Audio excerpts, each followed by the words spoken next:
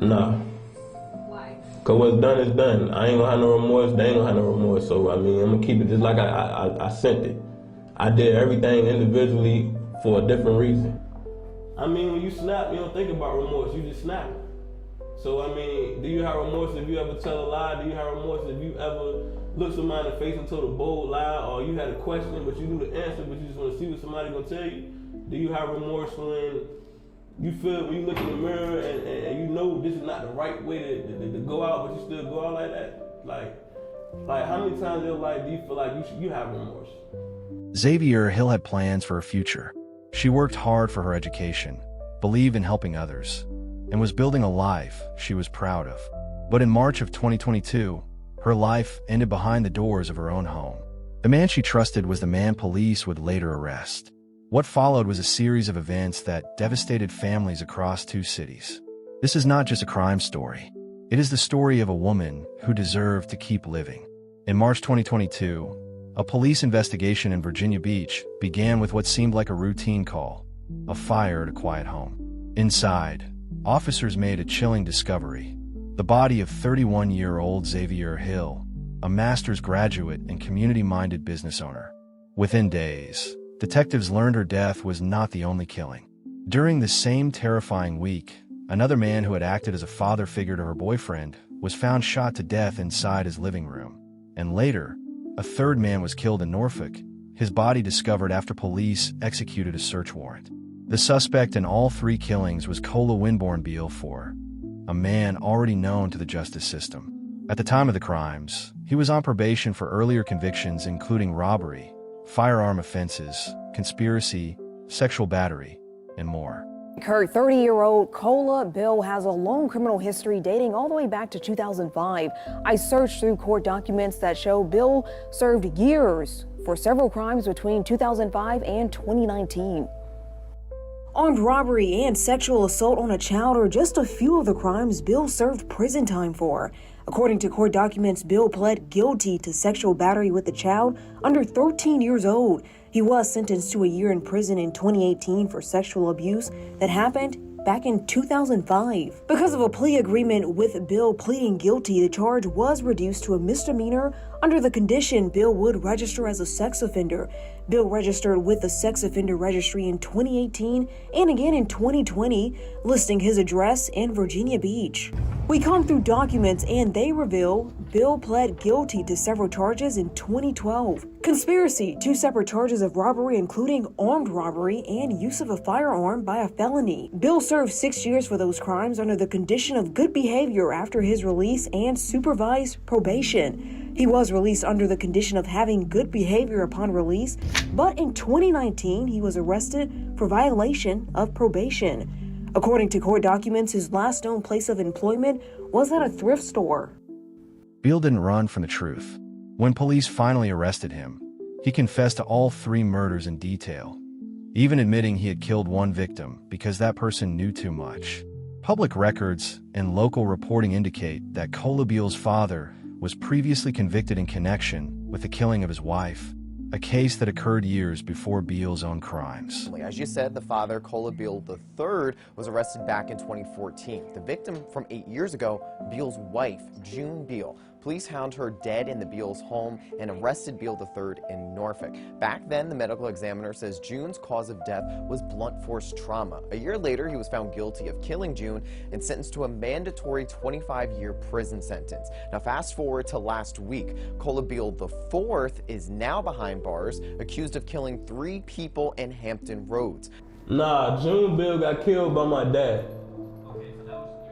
That was my dad. That was when I was locked up, when I was doing my 6-year bid. He killed his wife. The incident resulted in a prison sentence and became part of the family's documented history within the criminal justice system. Prosecutors stressed that this background did not excuse the crimes, and the court made clear that full responsibility rested with Beale alone. What began behind a closed door would soon expose a violent string of actions that shook not only 2 cities, but the families left behind.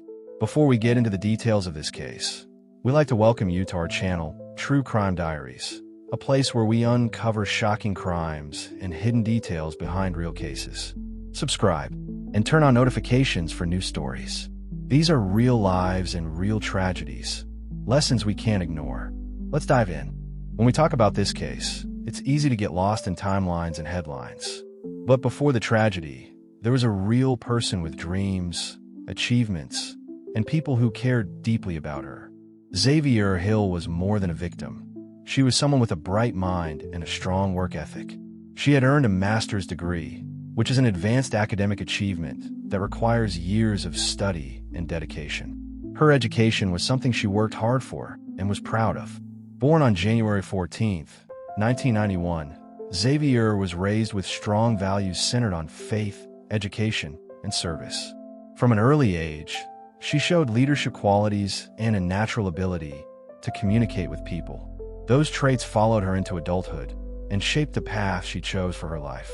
Czavi'er pursued higher education with determination. She earned her bachelor's degree in mass communications from Norfolk State University, where she also gained experience in media and broadcasting. During her college years, she hosted a radio show and became a certified on-air announcer. Early signs of her confidence, creativity, and ability to connect with an audience. Her passion for helping others led her to further her education. Czavi'er went on to earn a master's degree in human services counseling from Regent University, and she was actively working toward a second master's degree in strategic communications. Education was not just an achievement for her. It was a tool she planned to use to uplift others. Professionally, Czavi'er was an entrepreneur and motivational speaker. She founded 114 & Company, a business focused on personal development, encouragement, and purpose-driven living. Through her work, she mentored others, shared messages of resilience, and encouraged people to believe in their potential. Those closest to her describe Czavi'er as warm, intelligent, and deeply empathetic. She was active in her church, sang in the choir, and remained grounded in her faith. Friends often said she had a way of making people feel heard and supported, even during difficult moments. Czavi'er believed in seeing the good in others. That generosity of spirit, her desire to help, to fix, to uplift, was one of her greatest strengths. Today is a new day. Don't let the failures, the fears, the doubts of yesterday stop you from being your best self today. God has gifted you with everything that you need to accomplish all the tasks set before you. You got this. Pray, plan, and execute. So when you ask God to bless you financially, right, you're going to be tested in the area of your finances. When you ask God to give you more peace, your peace is going to be tested, right? Things are going to come to you and around you to test your peace. When you ask for patience, things are going to come to you to test your patience. When you ask for your faith to be built, things are going to come that require your faith. And so if you're wondering what God is trying to do and how he's trying to bless you, look at the area he's testing you in right now. It was also, heartbreakingly, something that made her vulnerable. At just 31 years old, Czavi'er Hill was building a future filled with plans, purpose, and promise.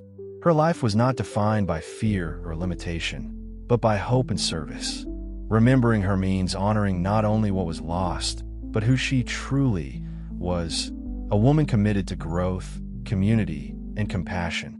Behind every accomplishment was a person with a story, a young woman committed to learning, to helping others, and to building a life of purpose. That story, sadly, ended much too soon, not through illness or accident, but through violence. This makes it all the more important to remember who she was, not just how her story ended. If Czavi'er Hill was someone building a life, then Winborne Beale IV was someone whose life had been marked by trouble long before the events of March 2022. Beale was 33 years old at the time of the crimes, and his past was already well known to law enforcement. Over the years, he had been convicted on several serious charges, including robbery, use of a firearm, wearing a mask in public during a crime, conspiracy, and sexual battery. These convictions meant he had spent time in jail, and even after his release, he remained on probation for multiple offenses when the killings occurred. Some local reporting and publicly available information suggest that Beale described himself as having creative interests, including involvement in music or music-related activities. However, no reliable public records or court documents confirm music production as a formal occupation or source of income. There is also no verified evidence of released projects, professional credits, or sustained work in that field. His history also included a conviction for sexual battery involving a minor, which led to his registration as a registered sex offender in Virginia. In interviews after his arrest, Winborne Beale IV offered an explanation for the killing that shocked investigators and many who heard it. Beale told reporters that tension between him and Czavi'er Hill's parents had played a role in how he saw the relationship. According to Beale, he felt frustrated and fed up because her family was frequently calling and confronting him about his future plans with their daughter, particularly about his ability to provide for her and grow with her into the next stage of life. Beale suggested that her parents were interfering in their relationship and that Hill's attitude started to lash out toward him. So in the beginning, everything was good. Like our life was good.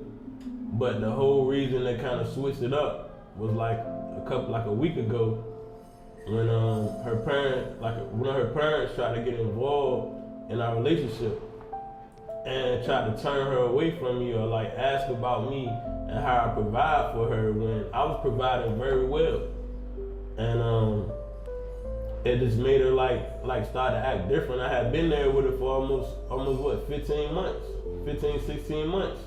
And they had never like came to check on her. I only seen them come to check on her like twice out of like almost a year and a half. And I had been there for her emotionally, physically, and spiritually, but it was like when she tried to move on to the next chapter in her life, when her mom asked like how would he provide now that you about to get a good job, how would he provide? I was getting ready to launch a business. I didn't just up and just wake up and do this. Had y'all had problems before? We had no problems at all. This was a buildup of just us taking a whole week. We had been in the house together for almost a year trying to get our business plans together. We had figured out a workout plan, a dieting plan, a financing plan. We had everything laid out. I even helped her get her business launched and sat there with her while she was trying to get her business put together when she had to actually run a church, go to college, take care of herself from when she was sick, and also make sure that her parents was good. So at that time, I was helping her hold all the weight. I had the breaking point when her mom kept calling and she was crying like, so what is he gonna do? Like, I'm sorry, like you messing with her head now. I'm in here trying to build a foundation with her, and y'all over this side. So when she was getting ready to start her new job, it was like her attitude started to switch because she listening to them, but they don't know she was crying and on the floor and everything before she even talked to them. So now I'm trying to build a foundation over here with her. Y'all trying to come over here and build, but y'all never coming over. Y'all never actually putting in, and she's never telling y'all what I'm actually doing for her, so it make it seem like I'm not providing at all.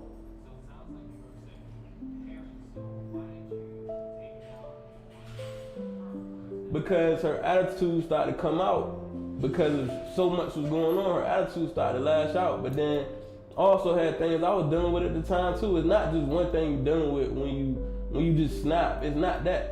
It's other things in life I was dealing with. I was wearing a sex charge that I had no involvement with, but my family told me to wear it just because I pleaded guilty to come home. But they didn't want me to clear my name or to face the person so I can clear my name. They wanted me to wear it. So I was also dealing with that, and I had just found out that I was cleared. I had just took a polygraph and I was cleared. So I was on probation for about 4 years. And out of the 4 years I was on probation never came in the house. But for some reason, they reset my probation after I took the polygraph, after knowing that I didn't do the sex crime. They reset it like I just came home after 4 years. So now, they put me back on the high. I was on the low. I was getting ready to get off of probation. I was good. But that Friday, she called and was like, hey, I need to come to the house, and I need to see where you at. I need to see what the room looked like. I said, look, you ain't been in my house In 4 years, nobody's been in my house out of like 6 probation officers in like 4 years. Why are you putting pressure on me now? And it's like 1 o'clock. You didn't tell me you was coming or anything. So telling me it's protocol, I have to do my job, this is what I'm supposed to do. I said, look, man, I already got enough stress going on right now. Me and Shorty over here trying to keep things level. I finally talked with her. She was like, she ready to go back to work. But honestly, she didn't want to go to work because she didn't want to leave me. But I said, go ahead and go to work. But her mom on this end was putting pressure on her and making her cry and break down. In his own words, he said he snapped after these ongoing confrontations, describing the situation as a breaking point rather than a single incident. Despite this past, Beale continued to cross paths with people who cared about him, including a man named Clifton Shine Baxter. Baxter was not just an acquaintance. To many who knew them, he was almost like a father figure to Beale, offering support and a place to stay over the years. Unfortunately, that connection would also end in tragedy. At the time of the March 2022 incidents, Beale and Czavi'er were in a relationship. But instead of that being a source of growth, it became the setting for an argument that would change lives forever. In the days that followed, police would connect Beale to not only Hill's death, but also to the death of Baxter and a third man, his own cousin, whom authorities say he killed because that cousin knew too much about the earlier crimes. Beale's behavior in the aftermath was chilling. When investigators finally arrested him at the end of March 2022, he did not deny his actions. In his own words, he admitted responsibility for the killings, and when asked if he felt remorse, he said he did not. Nah. Why? Cause what's done is done. I ain't gonna have no remorse, they ain't gonna have no remorse. So I mean, I'm gonna keep it just like I sent it. I did everything individually for a different reason. I mean, when you snap, you don't think about remorse, you just snap. So I mean, do you have remorse if you ever tell a lie? Do you have remorse if you ever look somebody in the face and told a bold lie, or you had a question but you knew the answer but you just want to see what somebody gonna tell you? Do you have remorse when you feel, when you look in the mirror and you know this is not the right way to go out, but you still go out like that? Like how many times in your life do you feel like you have remorse? By early 2024, juries in both Virginia Beach and Norfolk had found him guilty of multiple murders and related offenses. The sentences handed down to him totaled multiple life terms plus decades more, ensuring that he will spend the rest of his life behind bars. The events that unfolded in late March 2022 didn't happen all at once. They happened over a handful of days, during which the truth slowly came into focus for law enforcement and the families involved. Day 1, March 22nd, 2022. It all began on a quiet neighborhood street in Virginia Beach. Surveillance video from a doorbell camera captured Czavi'er Beale and Czavi'er Hill entering her home together. Their conversation, and what would later be described by investigators as a heated argument, was recorded. Shortly after, the distinctive sound of a single gunshot echoed through the footage. That was the final time Czavi'er Hill would be alive. Police later determined she had been shot inside her own home. Day 2, March 23rd, 2022. Following the shooting, Beale didn't contact law enforcement or seek help for Czavi'er. Instead, he came and went from her house in the days that followed, sometimes driving her car and even removing property from the home, including the handgun used in the shooting. No one outside the house knew what had happened yet, but investigators would later piece this behavior together as part of what they called a violent crime spree. Day 3, March 24th, 2022. The calm of the neighborhood was broken again. Beale returned to the home, this time with his face partially covered and carrying a bag that contained a gas can. According to evidence presented in court, he set fires inside the house and then lit Czavi'er's car ablaze on a nearby street. Firefighters were called to put out the flames at both locations. In the wreckage of the house, they found Czavi'er's body, bound and hidden from view, and the charred remains of her dog still in its crate. But I didn't just do that. She told me I put the dog inside of the room. I put the dog inside of the room. And I had it snapped already. I was saying red. So when I put the dog in the room, I was about to set the dog on fire. And she told me, she said, no, don't do nothing to the dog. You can take me and do whatever you want to do to me instead and let him live. So I did that. I did exactly that because she started making a lot of noise. I did exactly that. The dog died in the fire, but I let the dog live because that's what she told me to do. She said, look, don't hurt him. Know what I mean? I was gonna set him on fire. She said, don't hurt him. He had nothing to do with this. This is all my fault. This is me.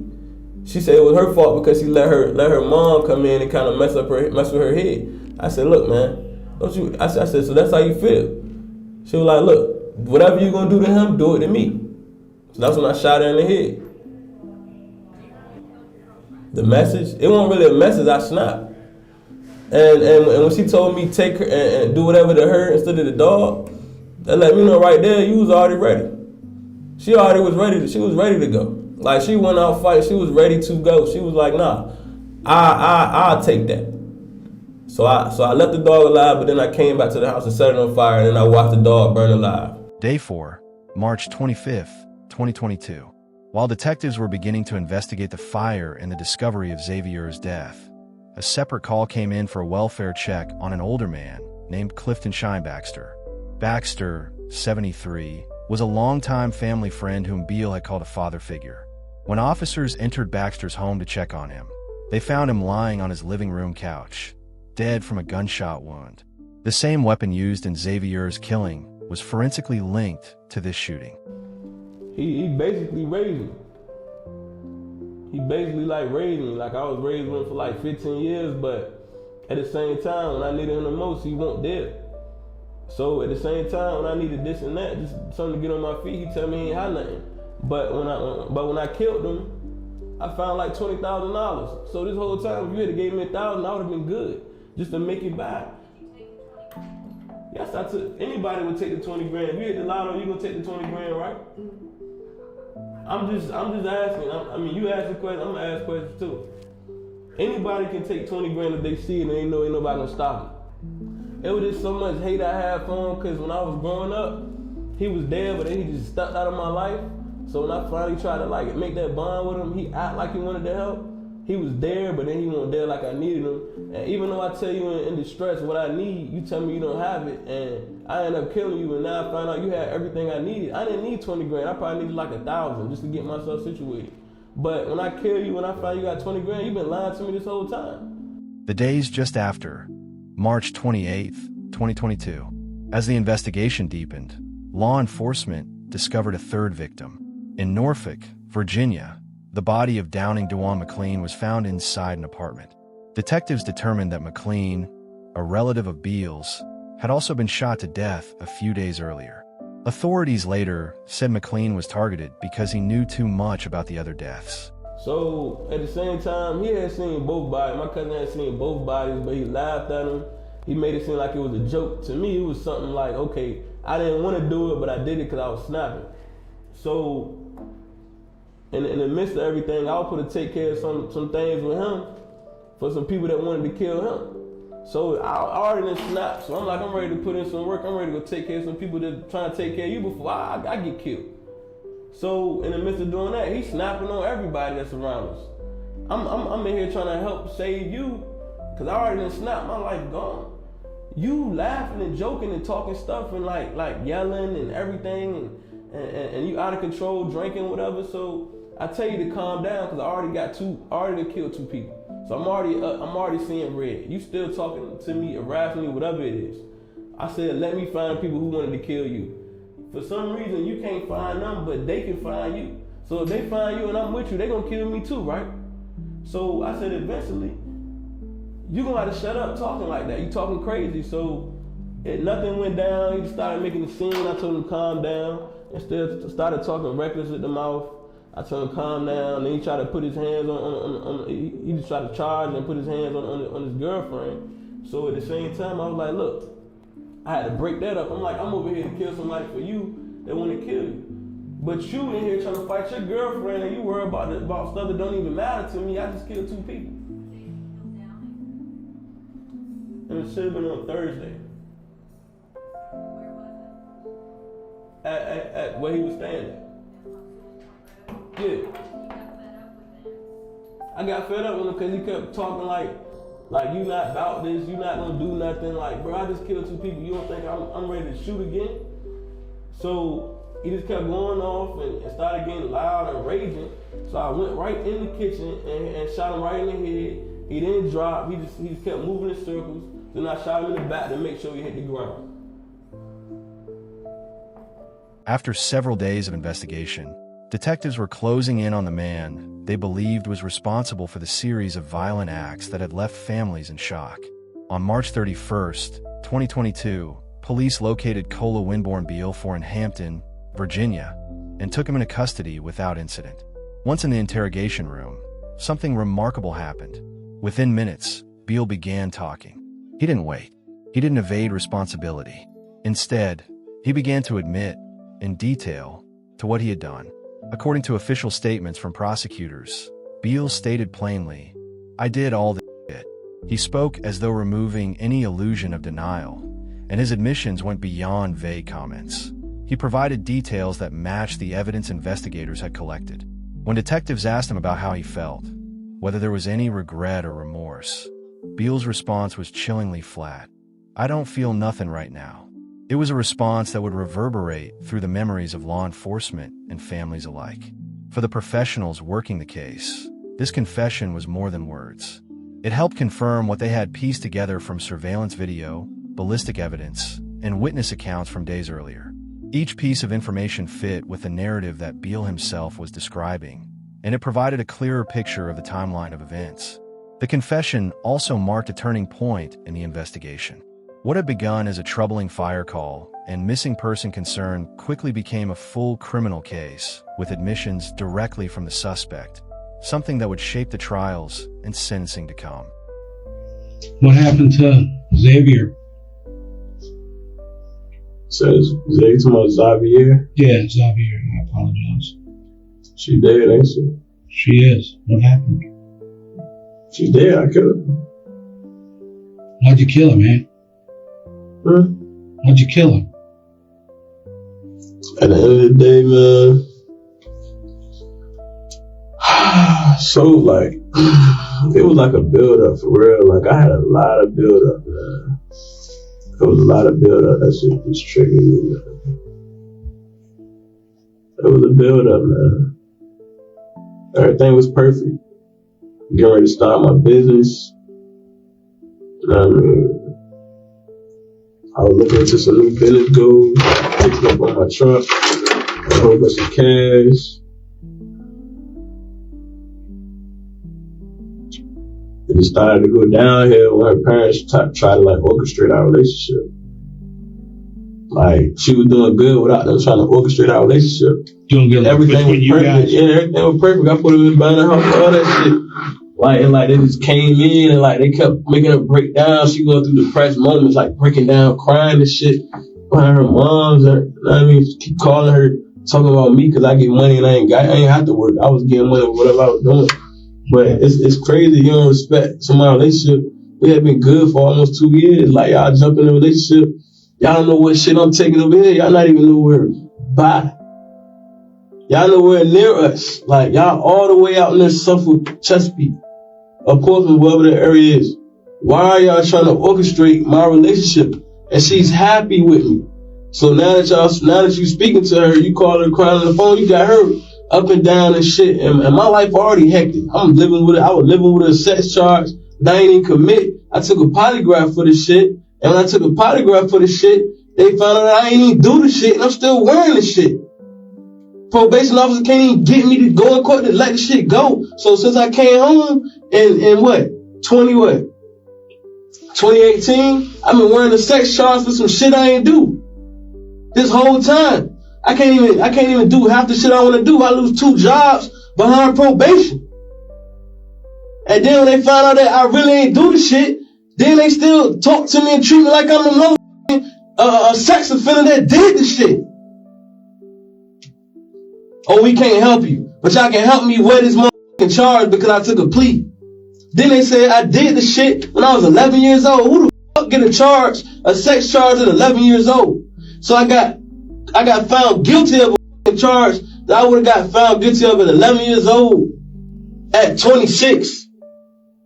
And they did not one time look into that shit. So now I'm trying to live my life after doing 6 years from robbing and all that other shit. Now I'm trying to get my life in order. So I lost 2 jobs behind probation. Then when they come to the crib, I've been good. Just a couple of days ago, they told me they want to come in the house and check and see how I'm doing. I've been good. Is that probation? Yeah, I've been good. I ain't been fucking up. I could have been like raised hell, but I've been good. I ain't started no problems with nobody. But don't nobody want to hear me. Don't nobody want to speak up on my behalf. Don't nobody want to tell them that, hey, this girl lied on me and I'm wearing a sex charge for some shit I ain't do. Know what I mean? Ain't nobody even trying to clear shit up with the family. So when the family trying to come forward and be like, we got you, they ain't never had my mom back. My mom was there. My brother tried to come through, but he couldn't how to do what he wanted to do. Why? Because his daughter lied on me and said I did some shit around her when I was like 10 or 11. What the fuck?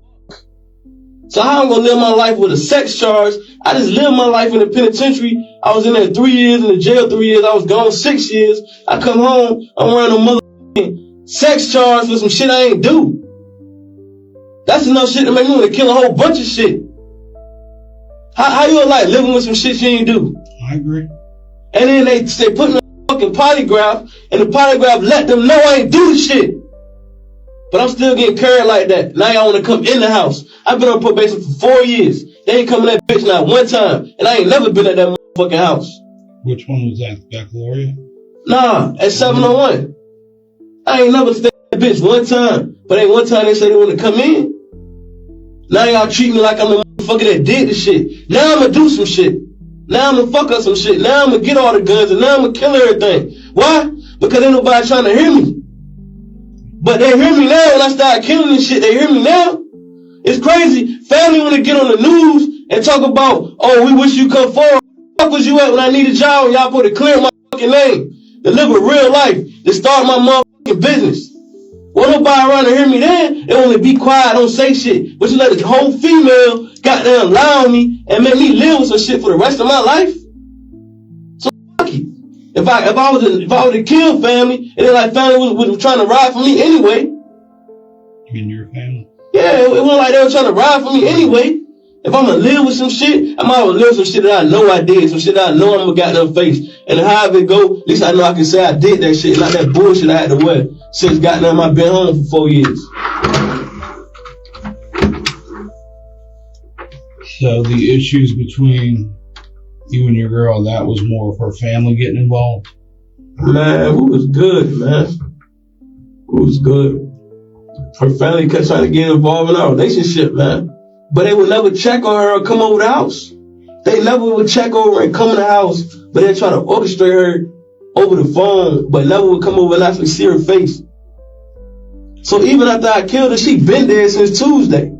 Her body been in that bitch since Tuesday. I've been riding around all past everything since Tuesday.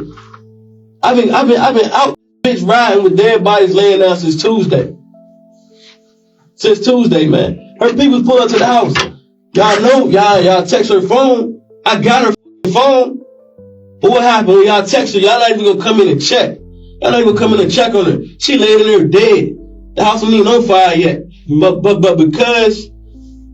because her mom came up and act like she didn't want to come in, fuck it, I ain't gonna go tell you. What's that about? You said mom came up where? Her mom came up to the house while she was in there dead. But because you wanna talk so much and act like you can say so much, you still ain't wanna go in and check on your own daughter. Whole time you orchestrated her to like basically tell me like, yo, I'm about to get you a new job, or you about to start a new job. Well, you should get you somebody that got a job. I'm about to start a business. And what I do, I got talent. I had whatever I was doing good. With my production. So you came to the house.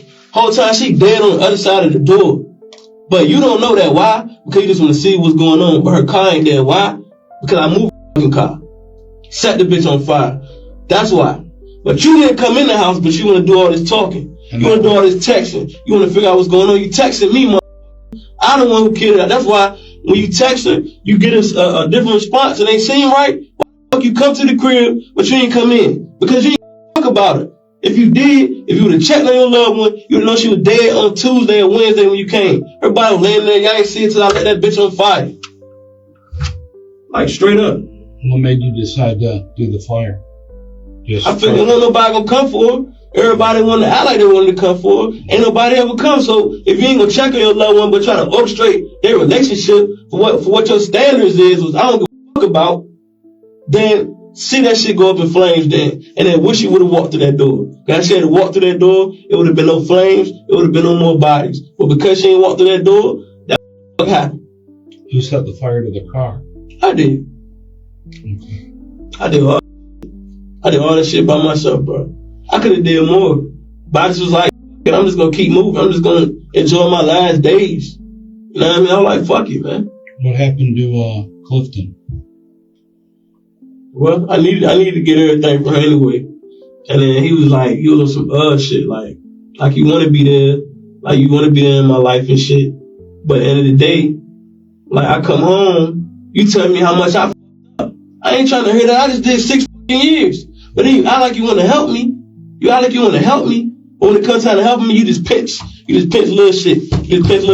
Then I'm dealing What do you mean pinch little? Like you might give me $100 here. Okay, I'm 26, just come home. Okay, so now I'm dealing with all this shit. Now I'm staying with him, and then I end up making sure I was at my mom's spot. You know what I'm saying? I end up making sure I go to my mom's spot because not too long after I came home, she get carjacked and robbed. So now I gotta make sure I'm at her house and make sure she good. I got 2 jobs. I'm working at Bonefish and some other shit. So now I'm working at Bonefish. So when she got carjacked and robbed, I try to be there for my mom. The job fired me because they don't want me to be there for my mom. They don't think I'm telling the truth. I said the shit on the news. They don't believe me. In the same area? Yeah. Okay. So I had to check on her and him. So they ain't believe me, so they fired me. They fired me from a job because I was trying to check on my mom because she got carjacked and robbed to the point where she couldn't even go back to work no more. So they ain't even believe me. So me trying to do good, every time I try to do good, something kept coming in front of me. Every time. When was Clifton shot? I mean, I know you did care about him. I did know that. Yeah, I did. I know growing up he treated you really good. I can't say what happened, like you said, when he was when you got out. Like every time I would ask him for a little bit of help, he'd tell me he ain't got it. And I know you got it. If you could tell me you could pull $100,000 out of the bank, and I used to rob me, you can't do it now if I ask you for 100. I know you got it. I know you lied to me. So you keep telling me you lying, I'm gonna take it off. So when I finally got in that shit, you know what I mean? When I finally got in that shit with my cousin, I popped his ass. When was that? It was either shit. If she was dead Tuesday. She was dead on last Tuesday. Wednesday, Thursday. Probably like Wednesday or Thursday. Me and my cousin went in there. You got Downey? Yeah, me and my cousin went in that shit. And I made sure. As soon as I walk in there, he laid down on the couch. So as soon as he see him come behind me, he like, whoa, what the f***? Boom, I shot him in the head. I ain't give a fuck. Because you have been lying to me for 4 years and I've been needing help. I've been trying to pay for all my shit and make sure I take care of my son. Then shit happened on this end where my son mom almost get killed. So now I gotta deal with this shit over here. So not only did I got my mom, I got my dad lying to me, then I got my son mom, she almost got killed out Chesapeake by her baby daddy now. So it's like, what the f*** can I get a break? I'm not doing shit yet. I'm not even nothing up. I'm not even doing nothing. I can get guns, whatever, but I can't do shit. Every time I try to do something happens. And it's like it's all my fault. And I'm still trying to had to take ASAP, had to take sex offense class, whatever that is. They put me in these classes 4 years later because they up on their end. So this whole time I ain't never take soap or whatever that shit is. Just had me in the class. So y'all try to make me reset my life as if I just came home. And then tell me y'all doing it. I mean, y'all officers f***. So now, 4 years later, I already lived through coming home. I'm living now. Now y'all make me reset it because y'all fuck. So now I'm about to show y'all what happens when I really f***. So when I really f***, this is what y'all see. This is what happens when somebody getting tired of shit and ain't nobody gonna hear them. Now y'all can hear it, y'all can see it, y'all can feel it. The families is feeling this shit. Y'all feeling what I felt so dead. And when you feel dead, you don't care what die. When did it all start? Because I know at the time you and Miss Hill were doing good. Man, we was straight. And you look really happy. So we was straight, man, up until a couple of weeks. Like her mom kept calling and crying, and it's her fault. And she shouldn't have said nothing about me. Like, don't you know when you're talking to your daughter, when she gonna tell me exactly what you're saying? So when she told me what you said, I thought to come kill you. I thought to come kill you, but loving her enough, I said, fuck it. But then she started to take that little roll that you throwing her in her ear, and she tried to act like that towards me and switch up. Is that what started to basically get you angry? Is the mom's interference and then everything else piled on? She started moving like that, like her parents were controlling her and shit. And the whole time, her life was going this way. She ain't need them to tell her to go that way. I'm being like one with her this way. They trying to separate us and they trying to have her go this way. We already got the plan. So fucking up the plan, y'all fucking up her whole mental. She already believe in y'all, cause y'all are only family. So at the same time, if I can't have her over here with me, y'all trying to have her over there with y'all and running the church, when did she come back to me? So it was like, then y'all tell her, well, how she feeling if she gotta go to work and shit like that. How would she feel if she gotta go to work? And I don't mind. I mean, I like for the high female to stay in the house. I make all the money. I do whatever I can to pay the bills. And they said, well, what if you don't like that? I told her, you can go to work. Where people still want to mention her mom still want to mention me. Well, you need to find somebody that got a job. I'm about to start a business, and I got money, and I can feed. I put food in the crib. Why is it your business? It's your business now. But I've been with her almost 2 years in the house. And they just kind of kept staying in her ear. Like her mom just was with her head, and she was breaking down in that bitch. But they would never come over and check on her. Never come and say, hey, let's go here, let's go there. So when she started acting all funny and shit, and then we ride out, and I mean, she had just talked to her parent. About to come back in the house, she tried to like, hey, you go in the house, I'm gonna just leave. She ain't never done no shit like that in her 2 years. She ain't never do no shit like that. That was her mom. Was that Tuesday? That was like Monday when she talked to her, but her mom talking to her had her in this mode like me. Yeah. This whole time she was for me, and y'all supposed to be for us, but now that you talking about fuck because she about to get a new job, she won't go to work unless I said she can go to work because with me and we was making money inside the house. For her business and everything, we was doing good. But because you put that in her ear, now you got her mental all fucked up, her attitude like, shit, I probably don't need you anyway. I'm about to go to the shipyard and get a job here. And her mom basically kept telling the shit like that, man. So like dealing with that stress. Then they just put me in this dumbass soap class. Then I'm still wearing this charge. And I'm trying to get my business launched. All this shit going on. I do beats. I was launch my beats. I had a whole studio. Right. I had a whole studio in the house. Oh, in the house. How long you been doing that? Over 10 years. Oh, really? I had people all over the world waiting for my beats. How'd you get into that? I learned it. That's the only way I had to get rid of it. Self-taught or? That was self-taught. But I had somebody to teach me coming up. But it was just a thing I could release my pain on. Is it all computer stuff or did you do? All computer. Yeah. All computer. I got a website. I got websites and everything. But that went down the drain when I killed her. It all went down the drain. It was like I had just put food in the house. I just filled the gas tanks up. I was about to fix on both the cars, about to fix on the house. Her parents trying to ask all this extra shit, but y'all don't ever come check on her. Like, how many days went by before y'all found her?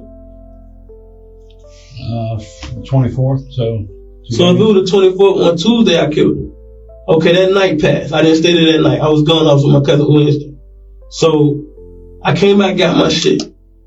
And I had him and his brother in there. But they ain't know nobody was in that shit. Whole time I had the door shut. But who didn't know? His brother didn't know I had that shit. His brother didn't know I had a body. Is that John? Yeah. They're both cousins of yours though, right? Yeah. John. He ain't know it was a body then. I ain't let him on none of his business. So he ain't know shit. He ain't know nothing about nothing. What was going on when you shot Miss Hill? Were you guys arguing? Yeah, behind her parents and shit. Line up, and she just didn't know how to like function no more. Like they really f***ed her up. Like she was talking every day to me, but when her mom kept talking to her, it was like she ain't want to talk to me no more. She had been talking to me 15, 16 months straight. Now y'all get her a new job. She wasn't even trying to work. She was trying to run her business and help run the church. What was her business? Her business, it was this is Czavi'er. It was Czavi'er Hill. She did like brand consulting, speaking engagements, all that shit like that. I helped her get her business off the ground. See, I helped her, but she didn't ever tell her parents the good shit that I was doing for her. So if she kept it a secret, and kept me a secret, like of all the good things I was doing, they never knew what I was doing for, so they thought I was just hanging around. They just heard the bad or nothing. It was never nothing. It was nothing. And it's sad because when you with somebody, if you don't tell your parents how good they doing for you, your parents will think they ain't doing shit. Yeah. So now they taking me and they looking at me like, okay, what are you doing? I'm over here, I'm fixing her car, I'm taking care of the house, taking care of the dog, I'm taking care of everything. Like I got my son can't come because of the dog over there. And it's like, I'm doing everything I can to make sure everything good in the house. While her parents are just over there just calling her to ask her to do extra shit.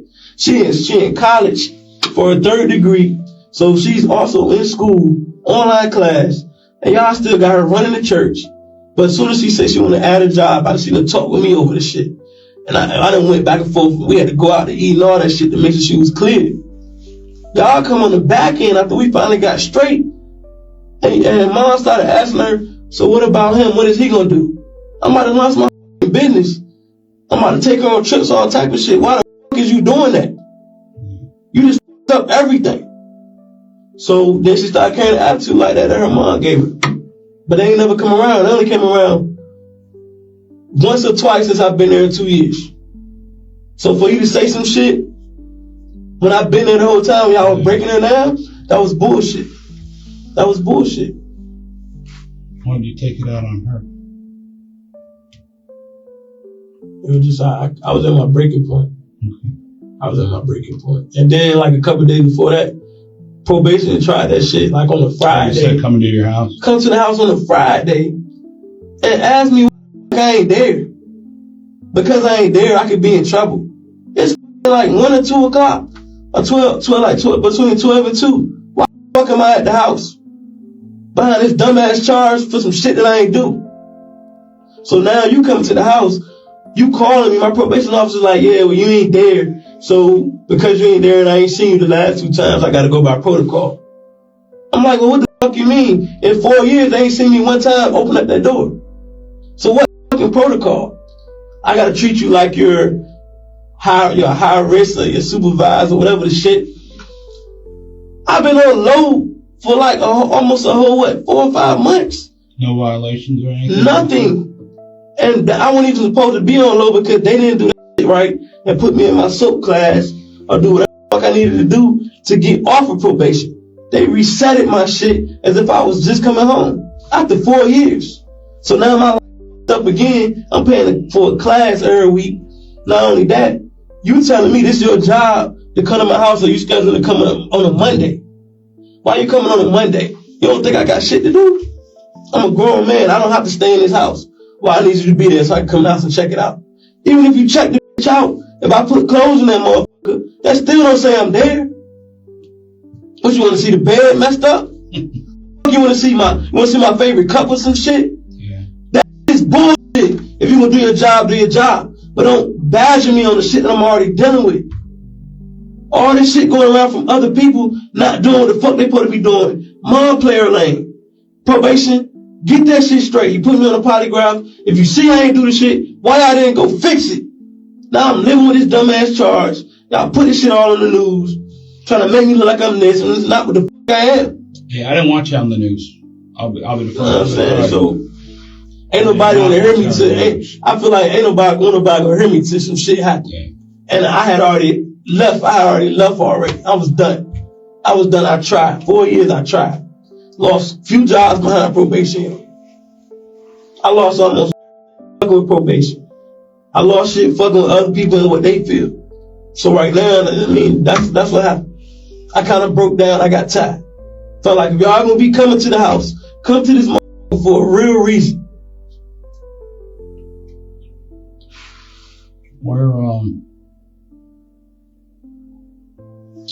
Where was she shot at?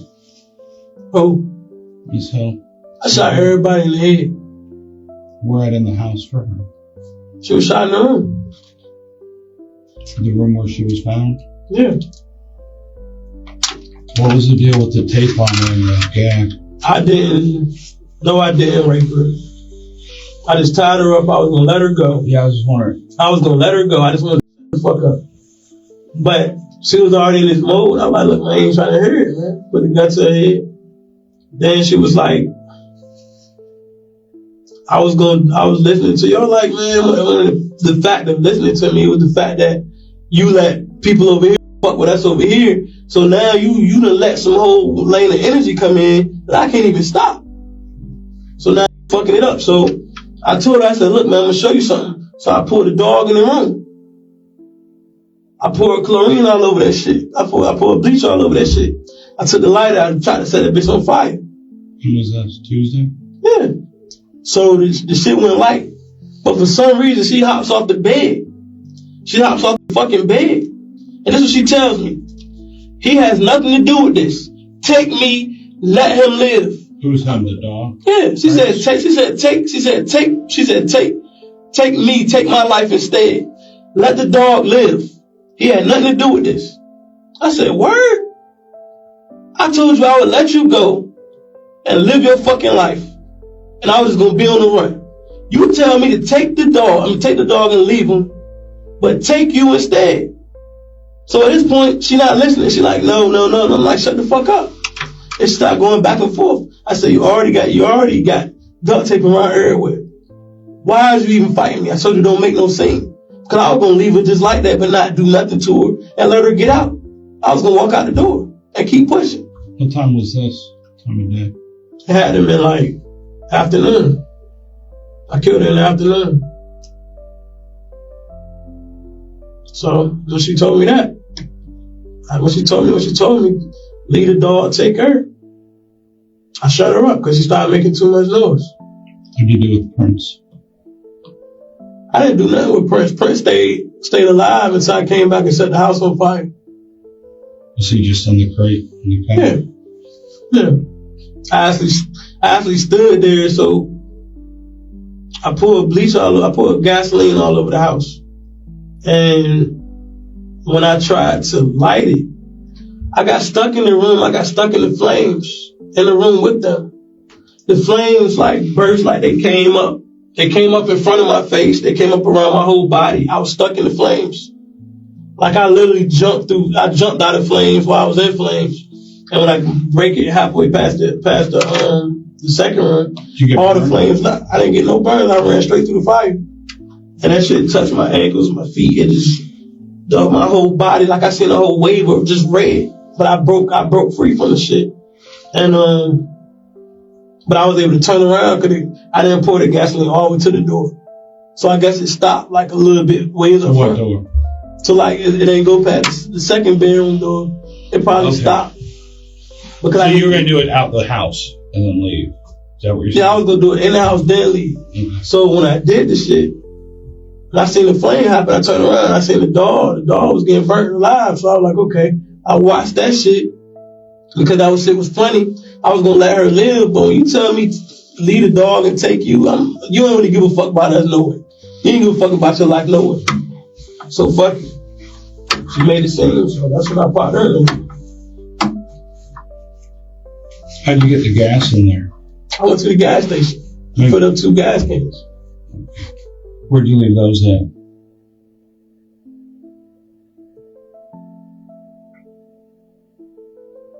I was doing too much. I don't even remember. That's a good question. Where did I leave the gas cans? I had them in the truck.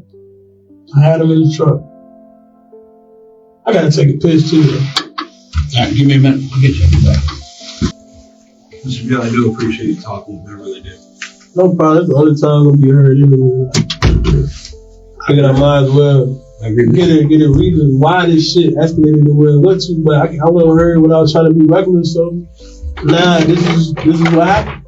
You know what I mean? I know you're angry. I mean, that's clear, but do you have any sort of remorse or anything looking back? I mean, Mr. Baxter, Zill, I mean. So like remorse, like what? Like how you feeling about it now? Because you were angry telling the story as you were thinking about. That shit turned me cold, bro. I don't feel nothing right now. Mm-hmm. All that shit, dealing with all that shit at one time. And then family acting like they there, but they not. And then extra shit added to my life that I ain't supposed to be dealing with. On top of extra shit. I don't feel nothing no more. I've been stopped feeling shit. And I was trying to stress that the probation. I'm not understanding why y'all keep putting more shit on me that I'm already dealing with. Like adding a class, making me reset my probation. Okay. Put me back at a high when I was already working my way down to a low to get the fuck off. I was on shadow track. So y'all made me reset the shit because of some shit up on. So now my whole life I'm going up and y'all just like, no, y'all keep pulling me back. Help me lose jobs. I mean, all type of shit. Like, this is too much shit, man. And that shit that happened that Monday, with that Friday. So just go. Keep going. Keep going. Just keep running, or? I mean, depending on how I was feeling, I probably gonna shoot some more people. I probably gonna kill some more people because that's how mad I am behind all this extra shit. Like, if I try to live a regular life, because I ain't be no police, because I ain't had no corporate job, I chose the life of making beats and not having to work and making money for myself because I got judged on that, trying to live a regular life. And I'm like, fuck it, man. You know what I mean? What was going through your mind when they kept putting more and more stuff on the news about you? It was just the part where it was like, that sex offense, that shit just bullshit. I know that wasn't me. And it was like, that shit kind of pissed me off to the most. It made me more shit up. Like, now y'all putting false news up there, but because I had to plea to come home, I had no time for that charge. They picked me up on my release date to come to the jail for some shit that they say happened when I was like 11 years old. So you telling me you picked me up from the jail, you convict me as an adult for some shit that you say happened when I was 11. I didn't fight it because I was ready to come home after 6 years. Ain't seeing my family. I'm coming home, so I took the plea to come home. No time to serve. Is that for the robbery stuff you mentioned? No, that's for the sex charge. Look, with the minor shit, that was some bullshit. Okay. I was 11 years old, so what was I? So, like, all that extra shit, so it was like, it was just getting crazy, man. It was getting crazy. That shit was pissing me off the most. That shit was made me really want to go out there and do some shit. Every time I was about to go do some shit, I just thought about it, like, yo. Every time I looked out the front, I seen the two kids playing out front, and I seen their mom. I'm like, yo, they just so happy. They having a good life. This is what it's supposed to be like. So I can't come out and show my face. So I got me all on the news. I don't want to scare her. Her dude gone. I mean, I don't see the chart there. So when y'all finally came to get me, I didn't want no bullets flying through the shit. I didn't want them to be in there ducking and somebody get hit. They was having fun. Fuck it. I gotta sell myself. Fuck it. Just. I mean, when's the last time you seen him?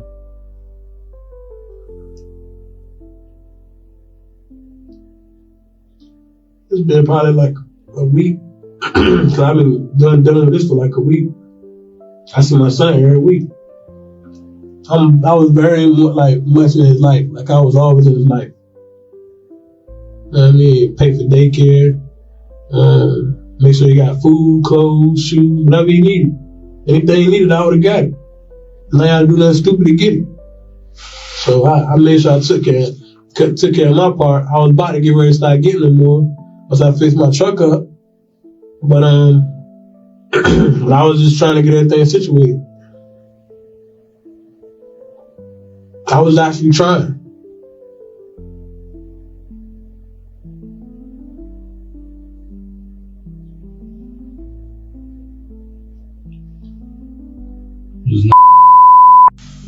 She probably heard about it if he was talking about it. But not from you. If he was talking about the shit, then she heard it. But that made her more scared when I was talking about it around her. It was already too late now. You done heard it. You've heard it from him. Now you're going to hear it from me. What prompted John and Downey to come over to the house on Back Gloria? I had just told him I needed to get my shit together. I was giving away a whole bunch of stuff. And after I did what I did, I felt like I got all this shit in here. I need to let somebody get this, somebody get that. So I just started dispersing my stuff amongst them. You know what I mean? Like my studio, everything. Felt like somebody needed to be able to pass it on. Like, Because I knew that was over for me. You said John didn't know. He didn't know shit the whole time. He didn't know, and he was blind. It was crazy. As blind as he was sitting in the house, he did not know nothing was back there. Not even his brother, but his brother like was kind of like trying to look. I had like, nah, bro, don't look in the back. But when I got back to his house, I kind of told him like, yeah, Shawty was back there, and then he was like, oh, and then it was at some point while I went back to the house. It was before the fire. I went back to the house and I showed him her body laying there. You showed him? I showed him her body and shit. And he was like laughing at the shit, like, and I'm like, bro, like, I'm not laughing at I just took out somebody I was with that I wanted to marry. You laughing at this shit, like, in my mind, I'm like, this could have been you, bro. I'm trying to help you take out some people just like this, but this is you laughing. So then we end up going to my pop's crib. We end up going to my pop's crib like Wednesday night. Wednesday night. What was your initial reason for going there? Because I wanted all the guns. Yeah, at least about 40 guns in the house. How many? At least over 40 guns in the house. Yeah. I couldn't find all of them, but I got most of them. If not, I dispersed them all amongst people I knew. But I took mostly all the guns about the house. I couldn't find some of them, but I got most of them. But some of them, I gave the rest away. I just kept 3. I kept 2. I lost 2 on the way, and I just kept 2. The one I already had. Where'd you get the gun from that you used for everything? The gun that I used? Yeah. Oh, I had. That's the gun she had. Who's she? Czavi'er. Oh, that was her gun. That was her gun. What'd that gun look like? That's the Grand Black. Y'all probably got it. Oh, they got it. You said Grand Black? Okay. Yeah, it's a 9. Okay. Yeah. Was it with you or did you leave it in a car? What car? Malibu. Nah, I didn't. I was driving to Malibu. Matter of fact, I never even drove to Malibu. You ain't drive to Malibu into Twin Canal? Twin Canal? Yeah. The Malibu is sitting right there across the street from the apartments. Yeah. Well, I mean, now we got it. Yeah, but I didn't drive to no Twin Canal. I didn't ever drive at one time. You go to Twin Canal? I went out there, but I didn't drive it. Now, what you go out there for?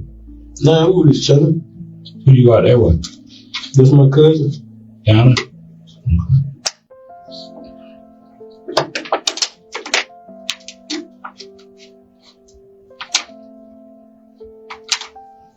What else? You said you and Downey went over to Mr. Baxter's house? Yeah. What car were you driving then? I had been driving a red car. A Toyota? Yeah, because I don't remember packing. I'm trying to remember what truck did I pack. What did I pack? I had a trunk full of stuff. He didn't. I had the car. I had the red car. I never moved my truck. My truck stayed at the house. His car, I don't know. I don't think it went. But I know either the red car or the gray car. It was so much stuff happening. So you guys went together though? Yeah. Why didn't you take your car when you left there? Because I was trying to like get it fixed on and get the sticker right. Because I couldn't drive it. I didn't get pulled. Yeah, I needed an inspection. I needed like $600 to get it fixed. But I was having a hard time doing that and putting all my money to my business and paying everything else. So I figured like I wasn't gonna drive that shit. Like I risk getting pulled. Where did you get the cash that you had with you in the place over in Hampton tonight? I got the cash from my pops. Is that Mr. Baxter? Whole time he had a safe with thousands of dollars in it. Where's that at? It's gone. I took all the money out of it. It was at least about 15, 20,000. The whole time I needed money, he had it right there. $1,000 would have put me on my feet, and I would have been good. I was making the rest. But yeah, Where's the rest of the money at? it's gone. Going where? It's gone. I dispersed everything. I dispersed all the guns. I dispersed all the money. I gave everybody, like I gave enough people my farewells. I knew I was going to be done. So I did that. I was planning on leaving, but I just, for some reason, I just stuck around. I stuck around. I wanted to see my son one more time. I was going to figure out a way to see him, but that wasn't going to happen. Did you ever consider turning yourself in when your face was all over the news? Because I was able to keep up with y'all the whole time. I knew exactly where I was at every time. How you know exactly where we're at? And you know how I knew that? Because if y'all knew where I was at, that means somebody knew how to catch me. Somebody knew where I was at. That means somebody that, it was only a couple people that knew exactly where I was at. So if one of them told y'all where I was at, that's how y'all was able to come straight to me. It wasn't no other way. Unless y'all was on that phone shit. But I mean, other than that phone shit, that's y'all. Y'all got that. I can't beat that. Opinion shit, tower shit, y'all got it. Fuck it. Y'all do your job. You know what I mean? That brings me up to my next question. What'd you do with her phone? It's in the water. In the water where? Somewhere. I threw it in the water somewhere. I don't remember where I was at. As soon as I seen water, I threw it. On my phone. Were you on a highway, roadway? I don't remember. I remember it was windy out there. It was getting kind of cool. I really got rid of it.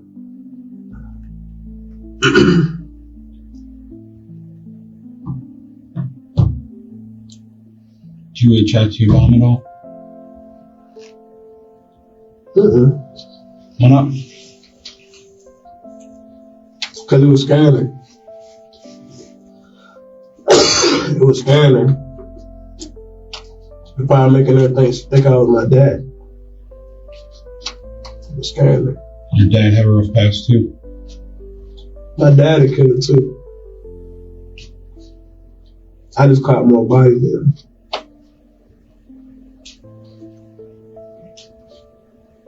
I just tried not to let that side come out, but all this shit that was going on, it just popped out. I had enough. Like, I was like, fuck it, I had enough.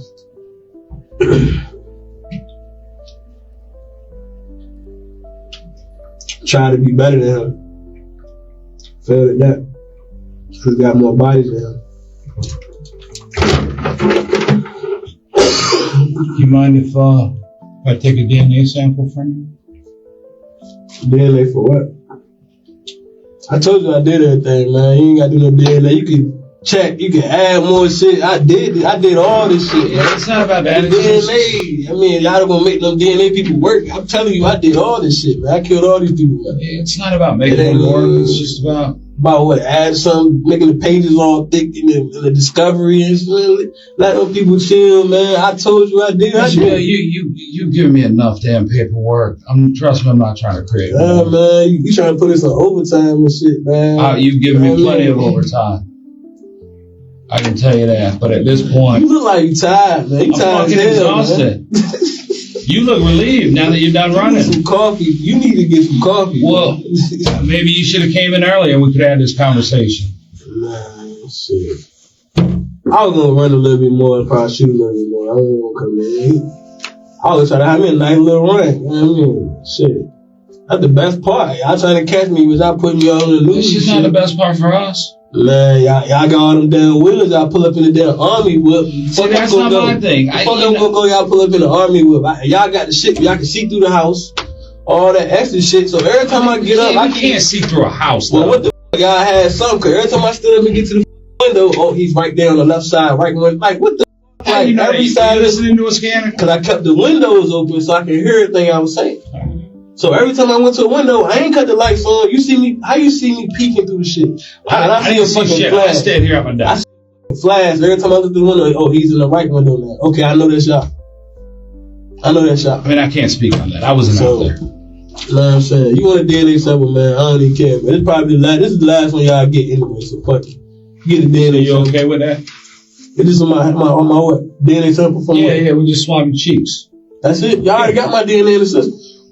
It's not like TV. You can't just because DNA's in the system, you can't run it against stuff. Y'all need an update. It's specifically for this case. It's not like in TV where they say, "Oh, we ran it." All right, I'm gonna get some stuff. That's cool. You take that entire lockbox safe out of Mr. Baxter's house. That earphone, where's that at? I don't know. Throw it out the window. Nah.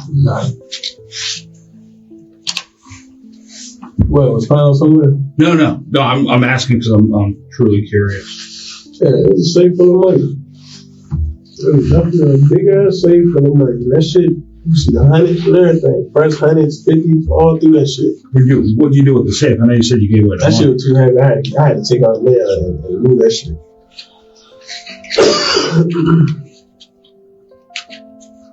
Did you ever end up going back to the house? What, his house? Mm-hmm. After I did that, I went back to the house one time, I think, with my cousin.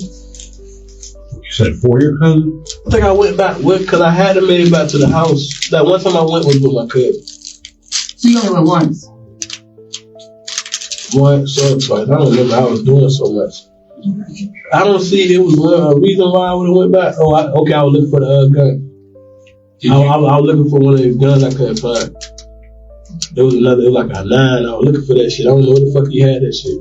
So I went back and see if I could find it. You know when that was? Probably late that night. Oh, later that night. Either later that night or the next day. I was definitely moving. Alright, I'm just gonna swab each side of your cheek. That's it. Alright, twice. I gotta do it. It's not a COVID test. Right in your mouth. Alright, there you go. Yep.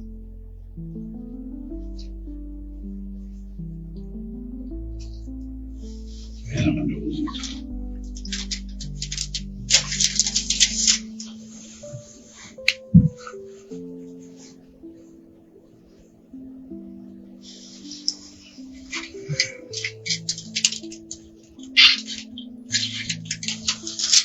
How'd you get get that place in Hampton? How I get a place in Hampton? Yeah. I got lucky. I just got lucky. What do you mean you got lucky? That's all. I just got lucky. You ain't gonna tell me that? You ain't gonna tell me that? You probably already got an answer, for real. No, that I don't. Yeah, I got lucky with that. That's all that. With money, you can do anything you want to do, man. That's a true statement. This is what I do. Honestly, I appreciate you speaking with me. Yeah. Your story, contrary to what a lot of people think, it does matter. Yeah, like check on your loved ones. Like remember to check on your loved ones. Don't try to orchestrate their life.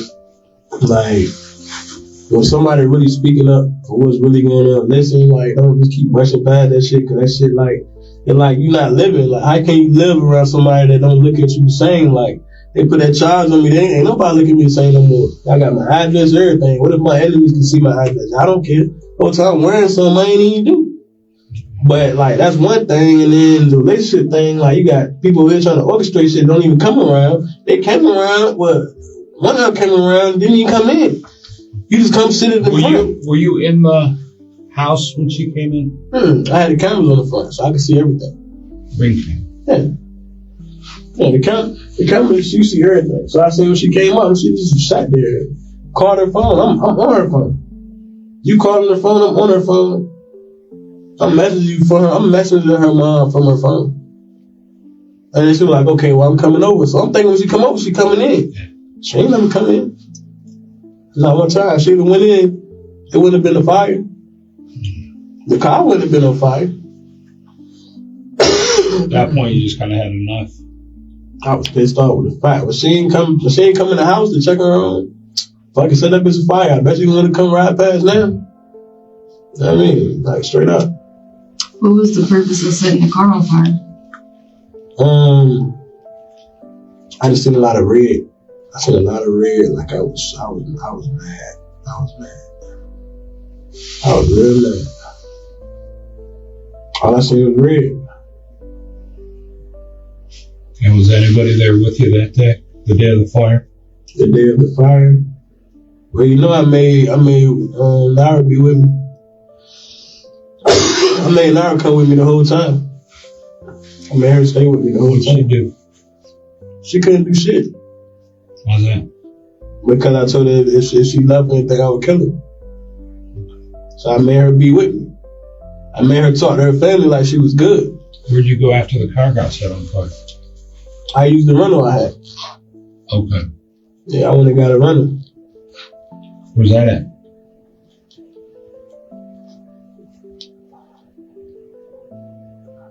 It's parked out like Portsmouth somewhere. Oh, shit. I mean, I know exactly where it's at. I still got the key. I mean, I think I gave the key up, but it's brand new. What kind of car is that? It's like a 4-door, like SUV, like cream color. It's out Portsmouth, like they're like it's a strip club across the street, like Crystal, like Capper, that some shit. But it's parked like right across the street. I backed it in. I cleaned it out or whatever. But it's parked like right behind, like when you look right across the street, right down, like it's like parked like right. Is it still paid for, or are they looking for it? The rental company. They couldn't call me because my phone was gone. I didn't stay in it because I didn't know how fast I was looking for me. So I just hopped out the shit. I should have stayed in the shit, kept going. But I had well enough money to just keep going. What about the money that Naira had in her wallet? Is that your money or her money? I had to make her like, while she was with me, I had to make her still feel like she was. You try to go to your family and tell them some shit, I'm out to kill you. So she just tried to play the part like she was right by my side the whole time. Y'all didn't know she would have got killed. Everywhere I went, I had all 3 guns on me, so like I knew for a fact. So I gave her some money. So when we was in the mall, like I don't want to keep going in my shit because I got guns in my bag. So I made her play the part like she was with me. The whole time she was been ready to run. Ready to wrap up. We'll get you over. You already know your charges because they're all over the news. Yeah. So I'm not putting anything else on you. I do appreciate you talking with me. All right. So just to recap the end since we're wrapping up. 212. When I wrote it down, I advised you of your rights. And you were okay talking with me? Yeah. Okay. And you understood them completely after I read them to you? Yeah. You can be all right. Yeah, I'm gonna be straight now because I didn't did my damage. I did too much, but at the same time I did my damage. But now I feel like I'm hurt. I was hurt. That was my relief. That was my and now I can smile about that because I didn't feel like I was being hurt the whole fucking time.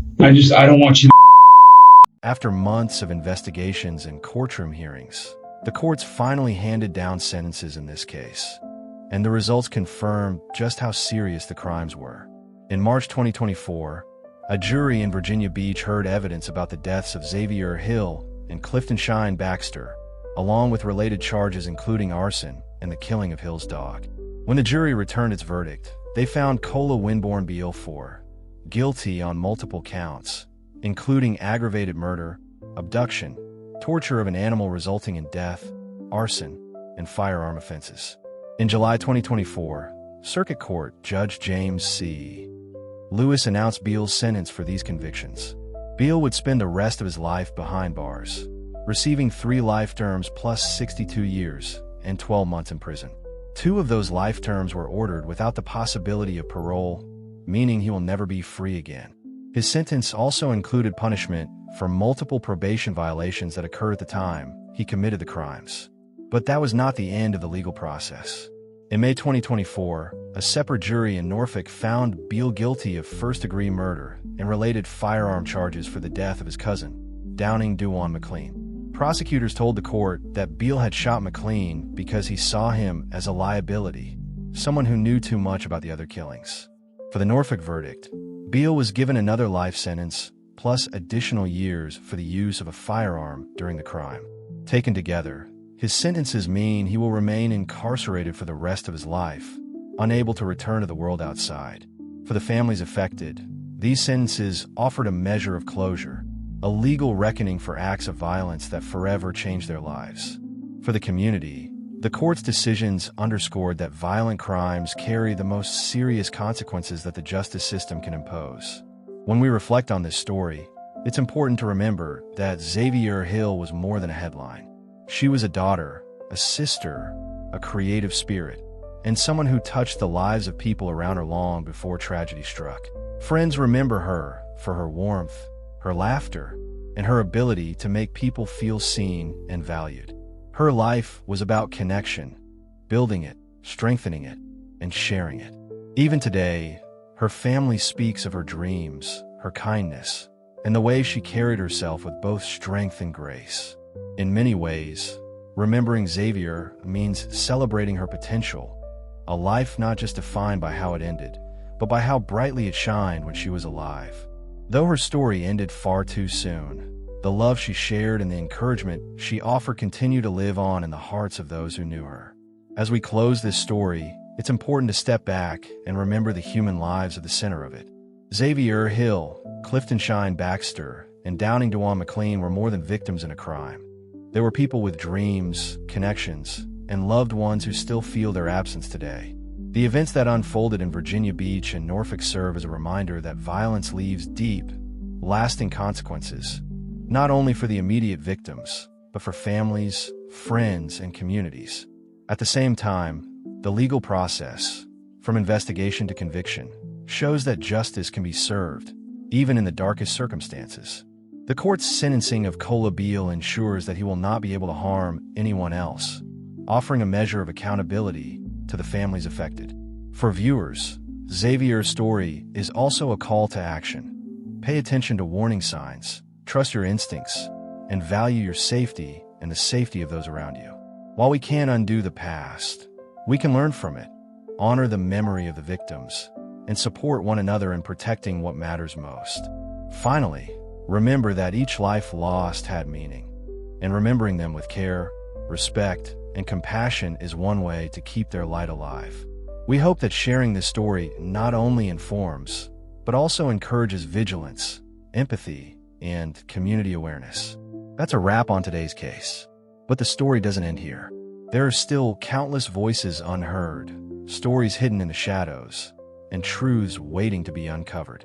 Here at True Crime Diaries, we're committed to digging deeper, sharing the facts, honoring the victims, and keeping their memories alive.